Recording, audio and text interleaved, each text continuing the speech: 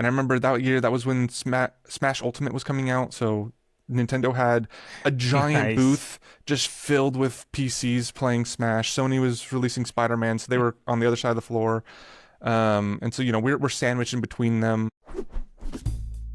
All right, welcome back to the Job Box, the podcast where we unpack everyday jobs with the everyday people who work them. Today, I have one of my really good friends. His name is Chris Fish.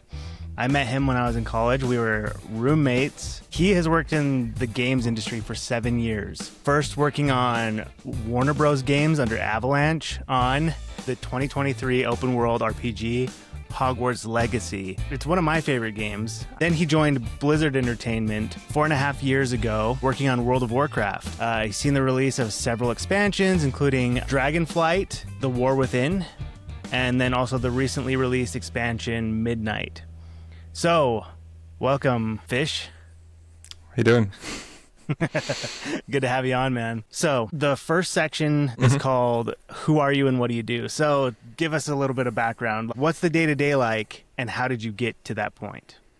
First thing I'll start off with is just in case there are people listening who don't know what an animator is, because I get that question all the time. Like, my folks especially don't understand half the time what that means. I'll be like, I'm an animator, and they're like, oh, so do you draw? I'm like, that's not exactly what I'm doing here. So the way that, the very simplest way for anybody who isn't aware that I kind of describe it is I'm the puppeteer, right? Like somebody else makes the puppet, somebody else paints the puppet, somebody else attaches the strings to the puppet. I'm the one that makes it move. I'm the one controlling it, so that way it moves. So when it comes to animation, I'm working in a 3D software, specifically Maya, and basically I take a model that has been created by somebody else, textured by somebody else, rigged by somebody else. They bring it in. I then control all of the joints and different parts of the body to make it run, jump, fly, whatever it needs to for the game. Awesome. So That's honestly a really great analogy, just like a puppeteer, puppet master. yeah, it took me a couple years to come up with that one because I tried explaining it in so many different ways, and finally that one was like, oh, this is sticking with people. So obviously, specifically, so I work in games, very different from film, in the sense of just how you are animating. You're typically working in shorter bursts versus long compositions. If you're working on a film, if what you see on the screen is typically how the animator kind of works. The shot is locked off by the camera because you kind of have to have those things locked off, and then you animate to the camera to make the moment the picture look good. It seems like it's very linear, right? Like when there's a start and an end to a scene for Yeah, a so you'll film. typically they'll typically have how long each scene is going to be planned out ahead of time. So sometimes there's some wiggle room, to my understanding. But for the most part, they have it all kind of planned out, and they'll go ahead and then animate to the time that they have available.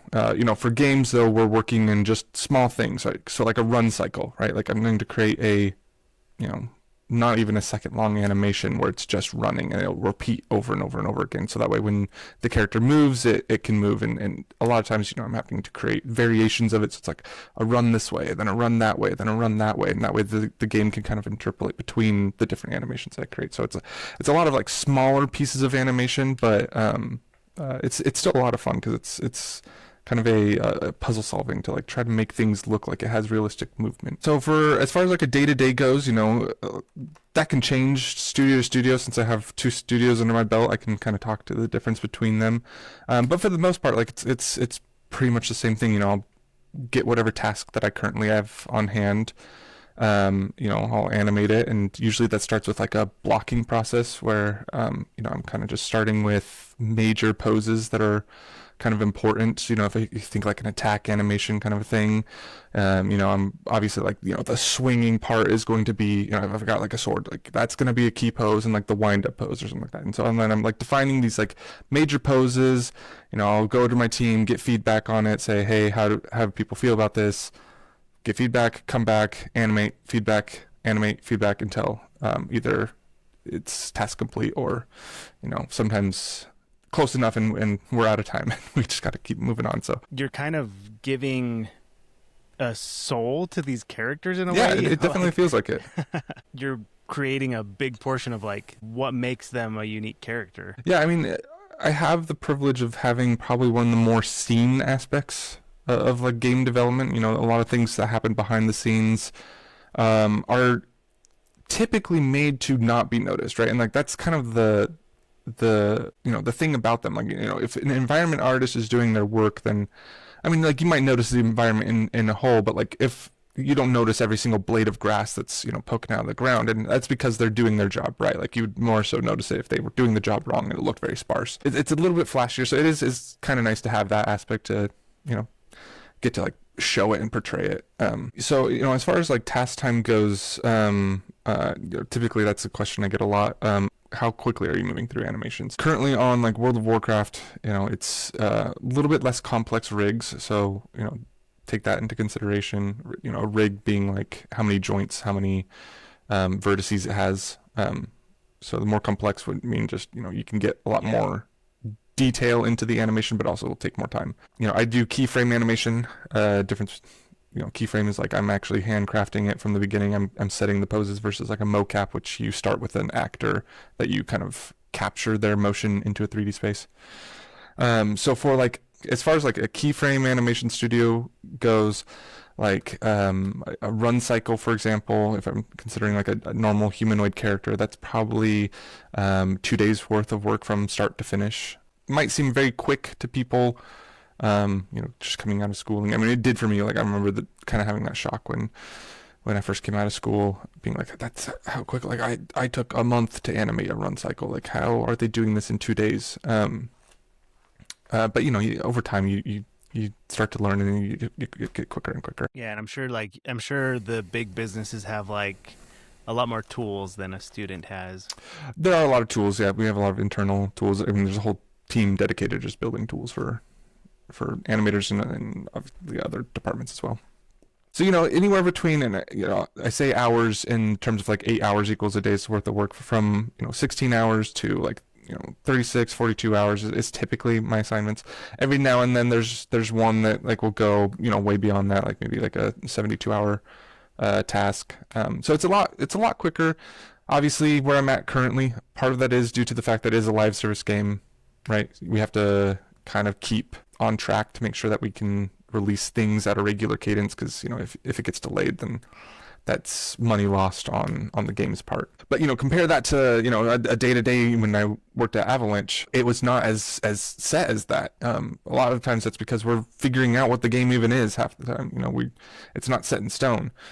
So one of the creatures I worked on at Avalanche was the trolls, and I remember we redid their attacks like 3 different times because we did it once, we put it in the game, it was good, and then new direction for like how we want combat to work came in, and so then we had to rework their combat. So a lot of times it was a lot of like, that's cool. Rather than like starting on a task and then seeing it all the way through to the end, it was kind of like I'd jump in, I'd maybe get it like 60% of the way there, and then put it in game and leave it for testing, and then jump over to another task and then work on that. And then once we kind of tested it for a while and we liked it, then maybe I'd jump in for again and get it to 80% and then throw it in. And so it's a lot more jumping around from task to task, trying to like get things just in, put it in game, test it for a while, let the play testers test it, let the developers test it until, eventually you just kind of work it up step by step until it gets to game complete. When you do reanimate an attack or something, do a lot of the players like notice that, and like is there like banter about it online or anything like that when you animate something? For the 90% of players, they're not going to be keeping track of this. Maybe there's like a 10% that's super fanatics who've been paying attention to the trailers, because oftentimes in trailers they'll have animations that we had in at the time but then got taken out because we replaced them with something else, but we had to make a trailer at that time and that's what we had. So maybe there's some people who are like that dialed into being like, hey, wait a second, the attack here changed. Gotcha, cool. So going back to like the Avalanche days and stuff, and even before that, how did you even know that you wanted to study animation? I would say like my journey to animation is probably very typical for people of maybe my generation a little bit. Senior year of high school, I didn't really know. I went into freshman year of college having an idea of that I would kind of like to do animation. I give that thanks to my mom because my mom wanted to make sure that I stayed local and didn't go to a university several states away, and so she tried her darndest to find something that would interest me locally. And so she was, I think, had a coworker who was the wife of a professor who taught animation at the university I went to. But she set me up with the tour. They showed me what they're doing and stuff like that. And obviously I was just like, oh, this is super awesome because I had always kind of been very fond of art, drawing and stuff like that. I was a doodler in high school and stuff like that. And so I was like, hey, this is probably a good thing. And so I blame my mom. She's the one who got me into this career. But yeah, so it's like I wasn't necessarily even thinking games back then. I was a gamer, in high school and stuff like that. I played a lot of Final Fantasy growing up. Was a PS kid, so not as much as the Nintendo stuff, but Spyro and Crash Bandicoot were some of my favorite childhood games. Which for anyone who has never played those games, they gotta get on Mm-hmm. it. Those are so fun. They've done remakes of them too recently, so you don't even have to play the old janky versions that I did it, but you should still because they're so great. So I was even thinking like film at the time, going and working at like a Pixar or DreamWorks kind of thing.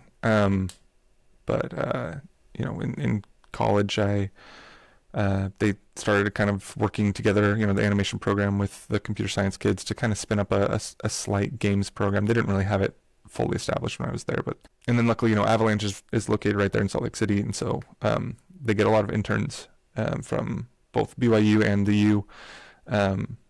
To make up, they basically don't even have like a junior role at their place because it's just made up of interns.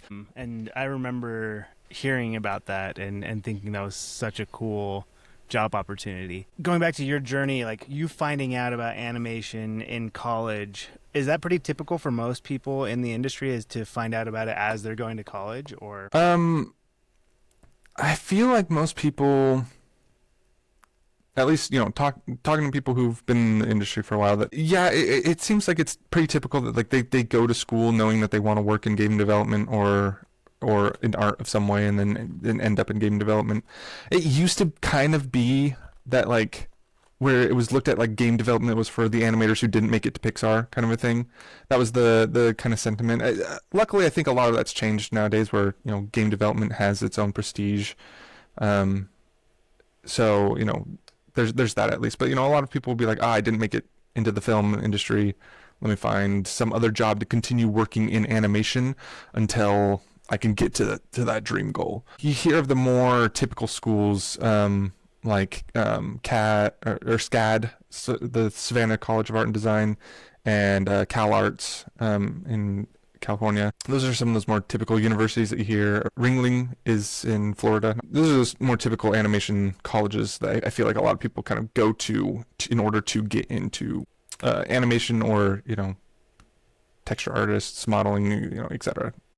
so for of those people who come from those colleges, do they typically land a job pretty quickly? I mean, I'll have to kind of like speak to what I've heard because most of my group has come from BYU immediately, the people that I graduated with there, or have gone through the newer route, which is more like online courses.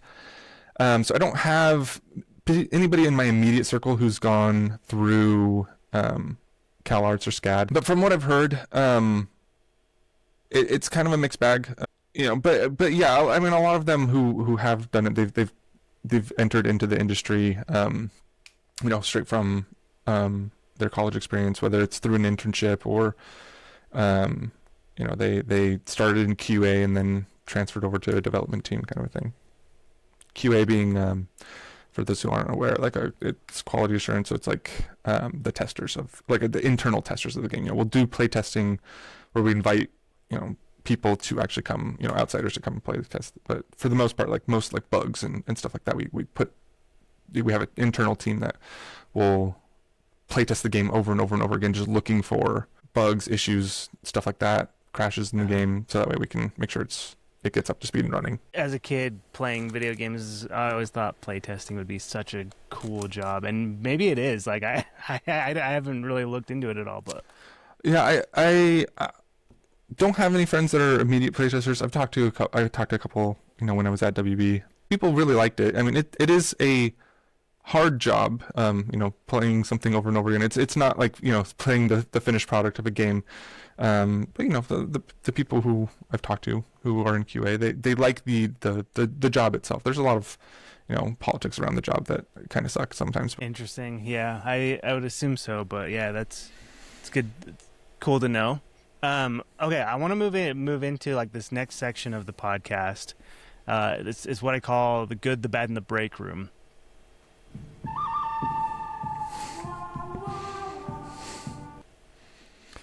It's so funny because that's the noise that plays whenever I walk into the break room. Yeah, I thought it was the noise that plays whenever anyone walks into the break room. Yeah. Best things about the job, the worst things, and then the culture, including like breaks and vacation time. Obviously, best part is making games. It's super fun. The thing that made me really transition over to games was, I worked on that student game project and we submitted it to a college competition at E3. Now E3 is long gone, so I don't expect anybody to now know what that was. But at the time, when I was going to school, that was like the biggest gaming conference of the year. That's when all of the developers, Nintendo, Sony, Xbox, they'd all come under one roof and showcase, what the next 6 months of their games are going to look like. There's the announcements portion of it, but there's also a lot of there's an actual, floor where they would show off the games to other developers. Other developers would go and play them. Towards the end, they started letting public come in and play test some games early. So we got to take our small little student project to a college competition where we had a section on the floor, and I remember that year that was when Smash Ultimate was coming out, so Nintendo had a giant Nice. booth just filled with PCs playing Smash. Sony was releasing Spider-Man, so they were on the other side of the floor. And so, we're sandwiched in between them just with our small little fighting game that we made at the time. But the atmosphere was so cool there. But it was just fun to see developers that they were working on this project interacting with the fans. And that was something I didn't really see from the film side at the time, right? Like, at least when I was in college, the perception was kind of like, animated films like Pixar, Disney stuff, like it's all for kids. Like the parents will take their kids to the movie theaters, but they're really just it's there for the kids. And so it was like kids appreciate the film, and then other artists kind of appreciate the film. So it was just really kind of fun to see fans interact. And as I've worked at Blizzard now, they've only held one BlizzCon so far, but they're going to be holding another one this year, so I'll get to go for my second time. But getting to go there too, it was the same experience of seeing fans of the game coming and getting to interact with the developers, just being excited about the game, so you can actually get to see it on people's faces, interact with people. So it's a super rewarding part. Yeah, that sounds super fun. When the fans interact with you or other animators, like at these conferences, I know Comic-Con people will dress up and stuff. Do they do the same at BlizzCon? Yeah. Nice. Yeah, it's super fun to see all of the fun cosplayers. If I had way more time, maybe I'd get into cosplaying. But Yeah, that's awesome. I know. Yeah, people get so hyped to interact with makers of films and games, and yeah, that's really really cool. And that's cool that you get to be on the other side of that, as someone who created it, yeah, get to interact with people. So I was very nervous my first BlizzCon because I did not grow up playing WoW. Obviously, this is a 20-year-old game at this point. So for a lot of people, this has been their whole lives. They've played Warcraft since they were a kid and growing up. So the first year, I was kind of more just in the shadows, watching, because I didn't want to be like, "Hi, I work for Warcraft," and everybody's like, "Oh, and started talking jargon that I just didn't understand at the time. So yeah. I'll have to interact a little bit more this BlizzCon, but Yeah, I'm sure it's your knowledge of the game has Yeah. increased a ton. outside of just getting to make games. One other thing that a lot of people don't know about it's a very fun work environment. What you see me wearing right now, like this is kind of like the stuff I'll wear. Like I remember my parents were always kind of weirded out when like I started my first day at job and like I'm wearing like I'm just wearing a t-shirt and jeans. It's always kind of been this way. It's very casual. My wife is a teacher and so she was always like, I'm super jealous of you. Like you just like Yeah. go in such casual get up and like I have to like put in effort to my outfit. I'm like, it's the job you picked, I guess.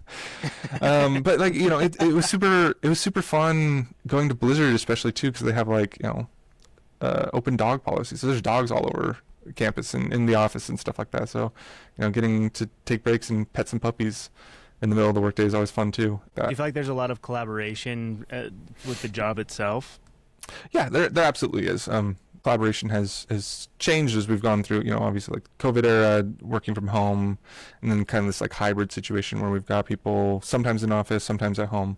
I've always been a fan of going into the office, myself at least, because I like the collaborative nature of it. I like being able to just go over to my peer's desk and just chat. I remember, when I worked at Avalanche, this is pre-COVID obviously, but we would set up like a smash pit in the middle of the cafeteria at lunchtime, and then we'd all play Smash for a couple hours, and then go back to work, and then That's so fun. goofing off and having fun. It's a very fun and collaborative environment. So tell me a little bit about the bad side of the job slash the industry. The number one thing, like if you ever hear negative things about games industry, is always going to be like number one is crunch. Or at least it used to be. Maybe number one is AI now. I don't know. What do you mean by crunch? So for crunch, overtime, mandatory overtime kind of stuff. A lot of times, game studios will need to get to a certain point in the project to they'll have certain milestones that they need to hit to send to the C-suite shareholder kind of thing, show them where the game is currently is. If you're working on Hogwarts Legacy like we were, then we'd have to send WB executives a portion of the game saying this is where it's at currently, and stuff like that. Or if you have like demos coming up, like I know we were prepping for an E3 demo at one time before COVID shut the whole thing down. Then we got to get to a certain milestone, make sure, there's a certain playable section of the game. So there will become times where like we're running out of time and we've got to get this thing done. And so people need to stay and work longer than the typical 40 hours a work week. Avalanche, I think the highest ever had to do was 50 hours. There have been cases in the past in particular that I'm recalling from right now where you'd hear of people having to basically not go home. Like they would clock in on Monday, they'd work, they'd sleep under the desk, they'd wake up, they'd work, they'd sleep under the desk, until Friday. A lot of that has changed now. I wouldn't say it's completely there. Obviously, I don't know that you can ever get away 100% from crunch. To a degree, there'll always probably still be a little bit left from here or there, but hopefully a lot of people are being a lot of studios are being smarter about it now. A lot of them have committed to being less crunch. A lot of those toxic environments that you heard about back in early 2000s have tried to shift away from that. But I luckily haven't had to do an ounce of crunch here at when I've worked on WoW. But that is still something to be concerned of, because there are still studios that you're going to have to crunch at a little bit. There are obviously places that are going to kind of pressure you, even if you don't crunch too. Like sometimes taking PTO at a studio is kind of like yeah, you can take PTO, but like if you take PTO, then you're putting more work on all of your peers, and so then people are kind of like shamed from taking PTO, and so it's like that can exist even today. It's gotten better, but it can exist. So I still like to highlight that. It's just like something to be aware of. There are people who don't mind. Obviously, it can be a way to make some really good money if you want, but obviously it's going to change on everybody's individual circumstances. Yeah. So how does that work in line? Because you're married, have kids. How does that impact your outside of work life? Your job in general. Many artists are familiar with the concept of kind of always feeling like there's more that you can do, and it's never it's never done, it's never finished, it's just due. I've had to learn to really rely on my lead, to be like, I'll message him when we're coming up on sort of like towards the end of when I need to be wrapping up on something and being like, hey, like, how's this looking? I want to do XYZ on it to make it look, 10% better, but how's this? You'll be like, dude, that it's unnecessary. Like, it's good. Just just turn it in. Um, Nice. so yeah, no, luckily for me, it hasn't affected uh home life too much, which is one of the things I do like specifically about where I am currently. As far as like other worst parts go, that I'll just kind of quickly mention. Yeah. Obviously, one of the big ones plaguing the industry right now are layoffs. The big story is that there have been so many layoffs in the last couple of years. Numbers reasons cited. I don't know exactly which ones are true or just the reported facts or whatnot. But the fact is there are reduced number of jobs, right? And a lot of times, those people are people with senior positions who are now fighting for the same jobs as the people coming straight out of schooling, and so people with years of experience are tending to kind of pick up those jobs. But um, Interesting. I Do you feel like AI has anything to do with that? I mean, a lot of people will point the finger to AI. I do think it has an impact slightly. Not, I don't know if it's necessarily quite taking the jobs that people are afraid of. That is yet to be seen if that will happen. I am somewhat hopeful that that future won't happen just because I've seen the stuff that AI can produce, and like while it is getting better and better every day, and undeniably like maybe one day it will learn to fully create a game on its own. I do think that when it comes to art, audiences can tell when there was heart and soul poured into it versus just an algorithm predicting what you want. And so I do believe that there will always be a place, even if all of the big studios go the way of AI, there will always be a place for games created by people, whether that just changes and shifts. As far as I have seen, I have not seen AI take over any jobs yet. I have seen a lot of layoffs, um, at least be reported as partially due to the company spending too much money on AI, and therefore, they're bleeding, and need to look to recoup costs some other way, and so then they will cut people to in order to recoup costs. Um, Just while we're on the topic of AI, how has AI changed your job? as far as I am doing stuff, nothing. Like I haven't changed much. The funny thing is that what used to just be tools a lot of days times now, it seems like is kind of getting tagged as AI. As an animator, like I've always had tools that have helped my workflow. For example, um, I have a tool that like after I animate something, I can run a process on the hair and the cape to get it to mostly follow the motion, right? So that way I don't have to do the first 50% of the work of getting it to kind of move, and then but it's always imperfect with tools, and so from there I'll always kind of stop and clean up after a certain point, try to like fix stuff like that. But those sort of tools have always existed for me. Um, Sometimes those tools might nowadays be called AI because it's an automated process. But as far as like I've had to deal with personally, not nothing. Interesting. So a lot of the AI, like what they call AI tools now, are things that you've already had that are just under the umbrella of AI now. A lot of times when people point to AI tools, I think it's more affecting like concept art. So like artists who are going to kind of be pitching the initial um art for the game, whether that's like environment art, character art, and stuff like that. A lot of that is kind of being affected a little bit more by generative AI. The things that I often see AI being used for is like entering, text for like dialogue and stuff like that, like what the script of the game is. So I have seen tools for animation. I have not seen them implemented or heard of them implemented at any other studios. But for example, I have seen tools that like will basically automate mocap for you, right? And so instead of having to hire mocap actors, like it might you, Oh, you know automate something like that. Like it is probably about as good, if not just a little bit worse than a mocap actor, meaning that like even when you hire a mocap actor, there's still an animator who goes in and cleans up all of the animation. So it doesn't completely eliminate the need for anything to be touched on it. But I have not, like I said, I've seen that tool exist. I have not seen it implemented anywhere. As for like you already talked a little bit about the culture. Did you have anything else you wanted to share about the culture in general?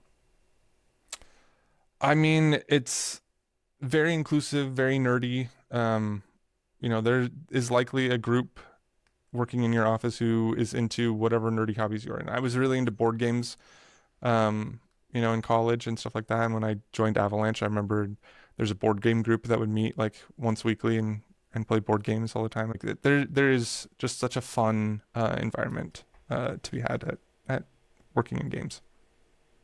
This next part, I've called the bacon. And so tell me a little bit about how the money aspect of the job, like Mhm. what's a starting pay versus an experience pay like? If you're getting into animation, probably not getting into it for the money. There's definitely better careers to be had to get money. And obviously this will depend on, location of where you live and stuff like that. I tried to do a little bit of research so I wasn't just relying on my own experience, but it seems like starting salaries, junior positions, you're probably going to be finding 60 to 70K. When I was at Avalanche, obviously this was under kind of like the opening of an internship. I think I was making 40K-ish, right, roughly, for the year and a half I was there. And then when I jumped over to Blizzard, I negotiated an 80K salary when I started as a junior. Salary doubled, but so did my expenses. And I would say that's kind of an average though. I remember I had a friend offered a position for an associate position in California, starting at 50K. I was like, ooh, that's really bad, right? Like that's not a very livable wage. And this is the same individual who works at on Call of Duty now. He considered it for a time. Obviously, if you're single, you might be able to find an apartment or like a shared house with some of the other individuals who work there and just save on money. I've heard of people doing that before. So it really depends on what your situation is, on whether or not you should accept something like that. Typically, when you get into an associate position, you'll have the opportunity to kind of negotiate a price. When I went to Blizzard, obviously, like they asked how much do I want to make for this position, and I gave them the honest answer of what I needed in order to survive with my family in California at the time, which was 80K. When I think at that time it was like 70K was more of an average for my position, and so I was able to negotiate up a little bit just for cost of living expenses and stuff like that. But then as you go through, like obviously the ranking is kind of like obviously you have intern. Which isn't like your typical intern if you've heard of like other companies where you're just fetching coffee and stuff like that. You're typically doing work. If it's like a full-time intern thing, because there's also like intern programs which are different. They're usually like just like a kind of like a summer camp kind of thing. But then an associate or a junior position, then you'll have like your mid-level position, and then you'll go up to senior later in life. And so it's like an associate position will probably last you around like 3 to 4 years. Mid-level, you're maybe like from years 5 to 8, and like 8 years plus is probably like when you're getting into like your senior position. Senior positions I've heard of 120K to 150K. So that's kind of the range that you're looking at there.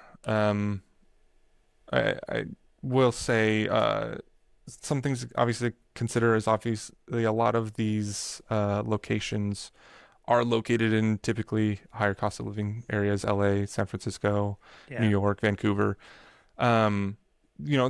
You will find, like, as far as like film studios, like they're kind of all in that one location, but like game studios will be a little bit more spread out. So you can sometimes find work from home options are often limited. Sometimes you can find some of those things, so then you can work from afar. Promotion within the industry can be a little bit slow, like just staying at one studio. Obviously, for somebody like me who has a family, moving from studio to studio isn't as easy to do, just because like uprooting everything and moving is often hard. If you are a single individual, jumping around from studio to studio, at least it used to be the the way to go to get promoted faster, because you could negotiate a higher salary. If you want me to leave the studio, I need to be making this much over here.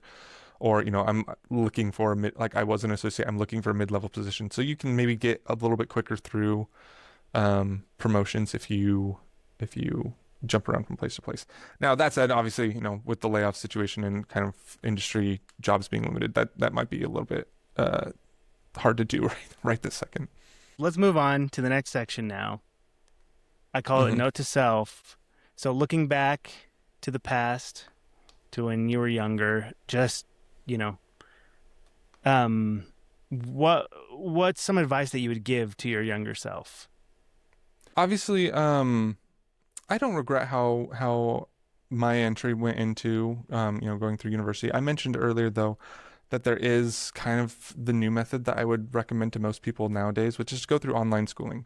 I did after I took my college courses. I took some online schooling through a program called Anim School, and I obviously had mentioned already too that I taught for a little bit at another program called Animation Mentor.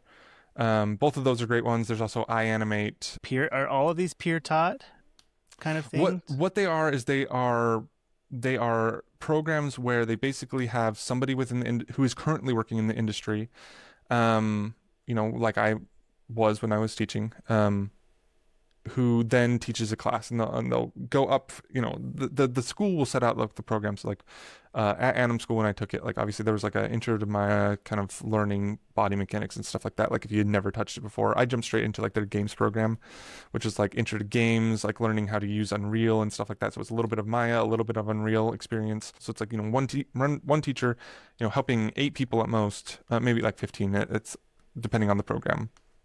Um, being able to walk you through how to do all this stuff and then getting weekly feedback from that person. So you would work on an assignment, you'd send it into them, they'd give you critiques, you'd turn around, you'd do it the next week. And it works a lot like how you would do in the industry working with a lead, right? Like of having that person give you feedback and then turning around and working more on it. I would kind of say that is the new meta, and I didn't even know about these programs when I was in college. Obviously, I just kind of went straight into college. I learned about them after college. I started taking them, and I really loved them.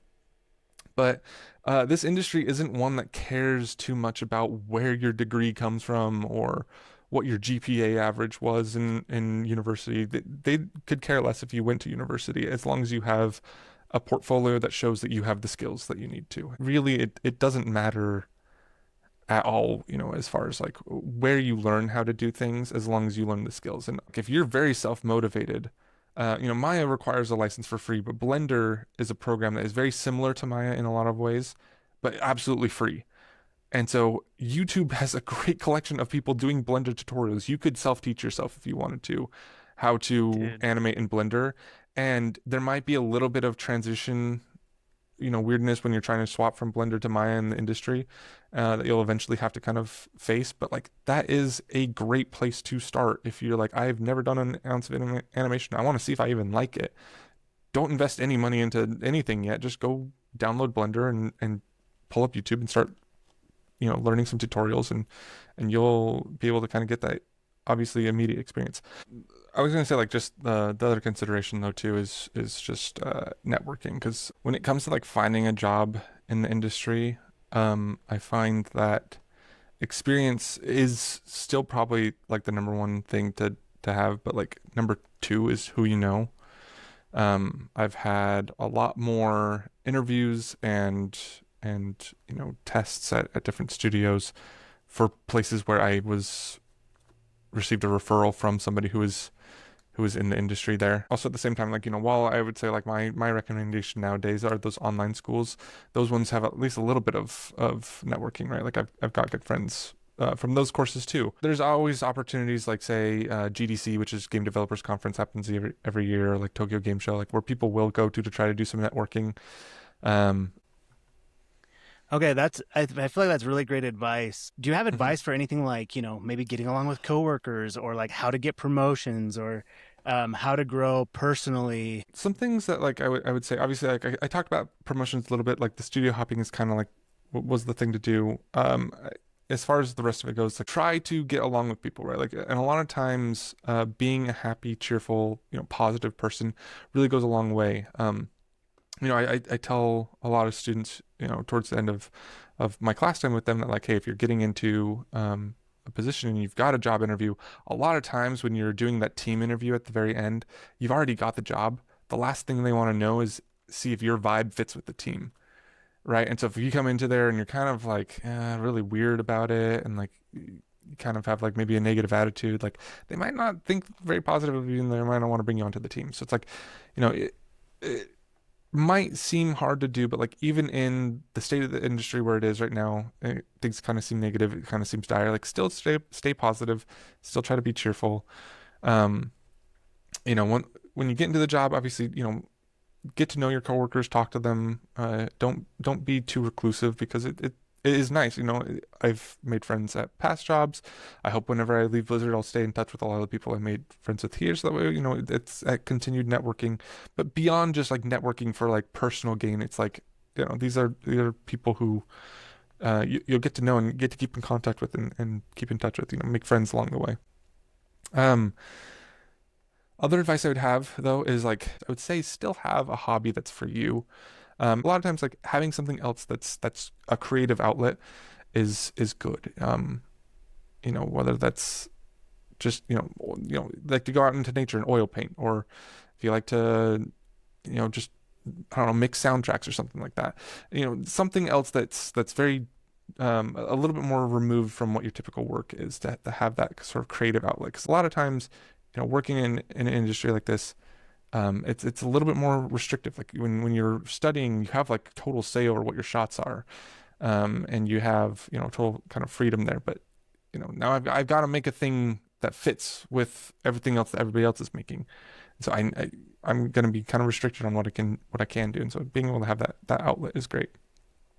Um, Yeah, I would completely agree on that. Like, as someone who is also in like, the advertising industry, mhm, is, yeah, I mean, different industries, but still kind of that creative field. Like, it is, yeah, it's crucial to have passion projects or personal projects for myself, because otherwise I'll use all my creative energy at work, and then it just gets depleted, and mhm, I need something that I can focus on, just me, that doesn't get critiqued by a lot of people, that is solely for my benefit and my fulfillment of creativity. I have, a couple of screenplays that I'm working on. I have this podcast, things like this that will just kind of like fill me up with life after I get back from work, right?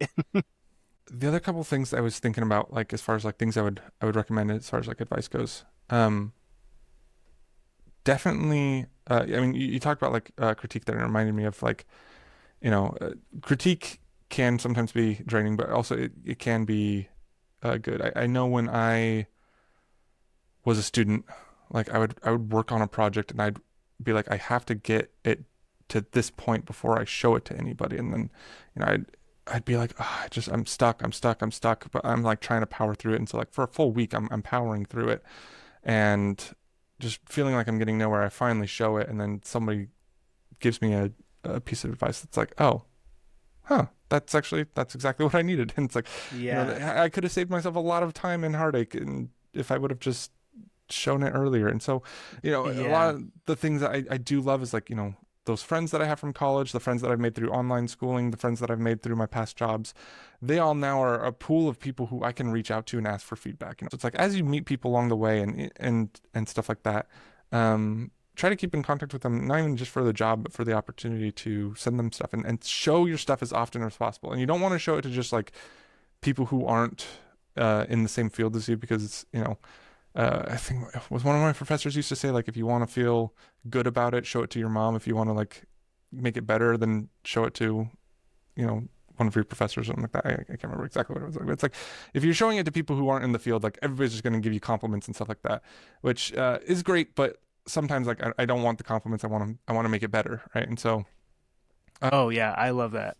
And because I know so many people too who are like kind of in a creative field, and they don't want to show off their work. mhm, They just like they just believe so much in their taste, which could be a really great quality to have. But also, when you have enough confidence in your own work to show it to other people, with the idea that these people also have a unique perspective and a unique experience, and they also have expertise in your field. Right.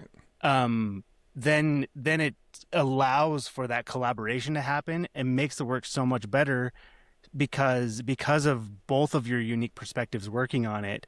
And just like you said, like you bring it to someone and they suggest something and you're like, oh, that made it so much better. That made it so Hmm. much, like if I would have, brought it to them earlier, it could have saved me a lot of work. Yeah. Or um yeah, I've had that experience so many times where like I've kind of been shy to share something, but then I bring it to like one of my creative directors uh or a friend in the industry and say, "Hey, like can you just look over this and give me some of your thoughts?"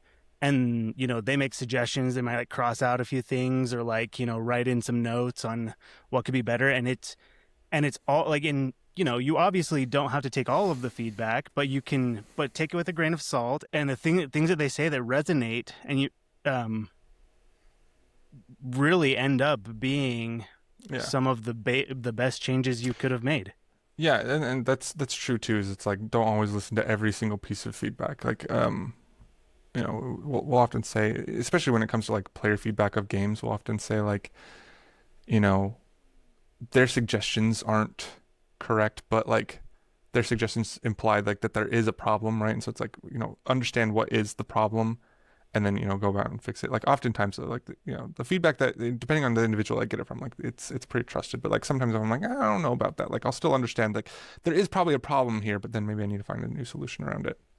But yeah, I remember Yeah, when I totally. was very early on where it's like I had to transition my brain from that where it's like, okay, you know, a lot of people hear critique or feedback as if it's like almost like a negative thing, but it typically is not out of a place of malice. It's not out of a place of like disliking the thing that you're doing. That, I've always said like if you're getting tons of notes on feedback, it means you're just that close, and they have pieces that help you just get a little bit better, so that way it can be perfect. Um, and so it's like I've seen people just have a hard time getting past that. But it's like just show it as much as possible, and over time you'll sort of like build up that ability. Totally. And just like asking questions to your peers too, I think is a big thing. Like the other day I was talking with someone and they said something really inspiring to me. They said good change happens at the speed of asking the right question. And Hmm. so, when you ask the right question or like um bring the right person something to give you feedback on, it'll it'll make the work so much greater. And the next part is called the future commute. That's there you are. There you go. Wow, that's a Boom. really fast car. I don't have that one quite yet. So, what's your future commute like? What are some of your career goals? So I kind of, when I started at Blizzard, I set myself like a 5-year plan. Like, I'll stay at Blizzard for 5 years and kind of reassess. Mostly just to kind of be able to be like have a specific time and place where I wanted to be like, okay, is this still where I want to be? Do I want to make any changes?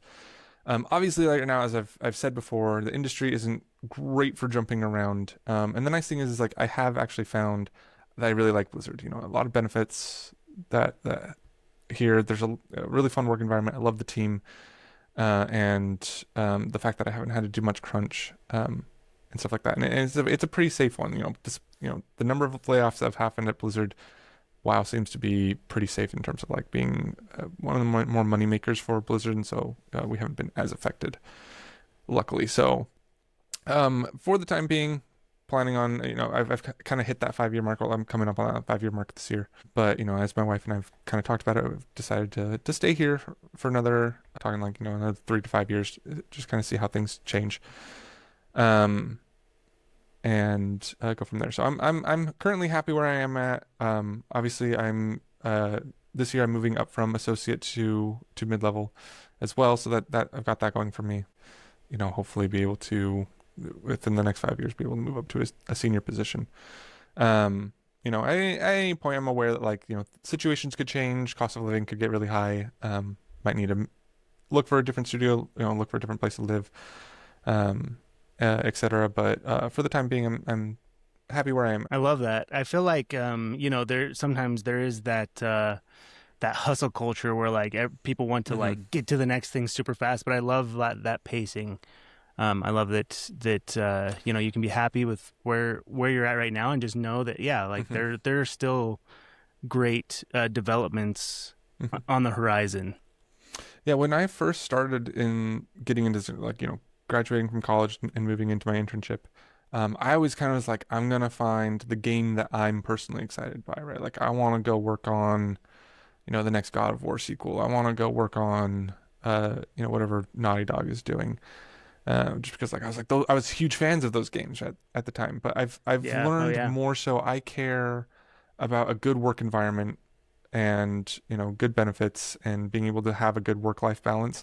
And any studio that provides that for me is going to be notches above.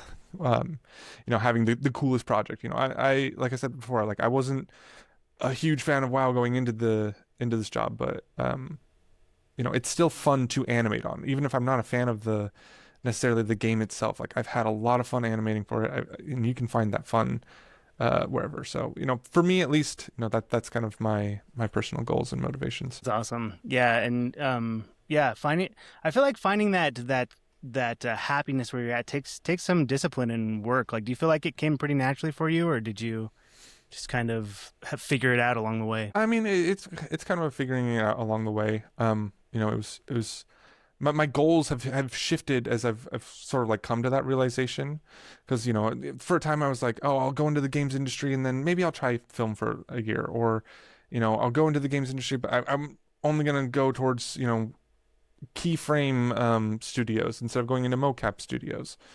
um so it's like just trying to be I've tried to like shift my goals as I'm like what do I actually care about, like what do I want, and like maybe for somebody out there like working on that big hit title and getting all the prestige that comes with it is important. I've learned for me at least that it isn't as much. Like I can be happy with the current situation I'm in as long as I'm able to kind of like have that sort of uh I guess great balance between my work and my home life. That's awesome. And well, yeah, I really appreciate you sharing all this with me. The last question I have for you is, are you hiring? Is Blizzard hiring? Unfortunately, not right now. But I do know that every now and then Blizzard has done their internships work a little bit differently than like how I explained my internship to be earlier at Avalanche.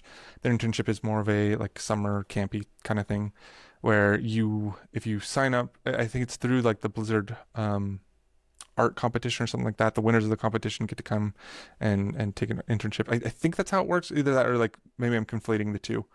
But either way, like there is an internship that happens at Blizzard every now and then. They'll bring those individuals in.